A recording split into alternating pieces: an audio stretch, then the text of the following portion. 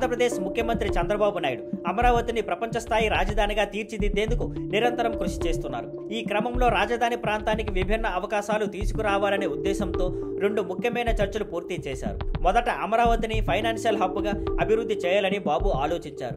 ఇందుకోసం రాష్ట్రంలోని పలు బ్యాంకుల ప్రతినిధులతో సమావేశమయ్యారు. ఫైనాన్షియల్ డిస్ట్రిక్ట్ కోసం భూములు తక్కువ ధరకు ఇస్తామని హామీ ఇచ్చారు. బ్యాంకులు తమ కార్యాలయాలు ఇక్కడ ఏర్పాటు చేసుకుంటే బ్యాంక్ అండ్ ఆపరేషన్లు కూడా అమరావతి నుంచే నడపవచ్చని వివరించారు. ఈ ప్రణాళికపై మంచి స్పందన వచ్చినట్టు సమాచారం. తర్వాత బాబు ప్రపంచవ్యాప్తంగా ఉన్న బయోడిజైన్ నాయకులతో సమావేశమయ్యారు. వీరిలో Stanford medical centre, APAC biodesign Australia, Tokyo, Taiwan, Singapore, Mirai medical వంటి సంస్థల ప్రతినిధులు పాల్గొన్నారు.